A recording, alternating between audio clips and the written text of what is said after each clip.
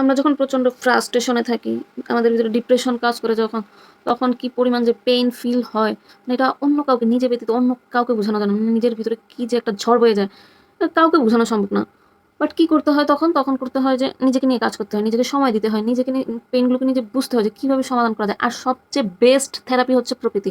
প্রকৃতির সাথে মিশে যেতে হয়। এইজন্যই মুভিগুলো যখন দেখি যে নায়ক নায়িকা ফ্রাস্ট্রেশনে পড়ছে, আজকে ডিপ্রেশনে পড়ছে, কালকেই তারা দেখি ঝর্ণা দেখতে চলে গেছে, পাহাড় দেখতে চলে গেছে। প্রকৃতির ভিতরে নিজের দুঃখগুলোকে বিলীন করে দিতেছে। সব ঠিক আছে, সব বুঝছি। এখন আমার একটাই কথা, টাকাগুলা কই পায়? এই যে এইখানে পাহাড়, পর্বত, জঙ্গল, সমুদ্র, ঝর্ণা, কত কিছু দেখতে চলে যায়, এরা টাকা কই পায়? মুভিতে তো দেখি এরা খুবই গরিব, মানে একদম আমাদের থেকেও লোয়েস্ট।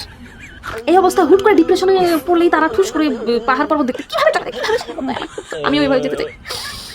আমিও তো আমার ফ্রাস্ট্রেশন, আমি যখন ফ্রাস্ট্রেশনে পড়ি তখন আমার এইভাবে পাহাড় পর্বতে চলে যেতে মন চায়। কিন্তু যখনই ভাবি যাবো, তখন দেখি এটা নাই। কেমনে যায় তারা? আবার একা একা চলে যায়, কেমনে সম্ভব ভাই? আমি তো এত নই পর্যন্ত যাইতারি না।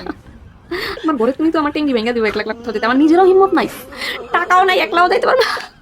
ডিপ্রেশনে ঘরে বসে থাকি। ফ্যান্টাসিগুলো তোমরা বাদ দাও ভাই, খুবই খারাপ লাগে। নিজের ভিতরে দুঃখ জাগ্রত হয়, তোমরা এইসব ফ্যান্টাসিমূলক জিনিস দেখাও না, যেটা রিয়েল সেটা দেখো, ভালো লাগে না তোর।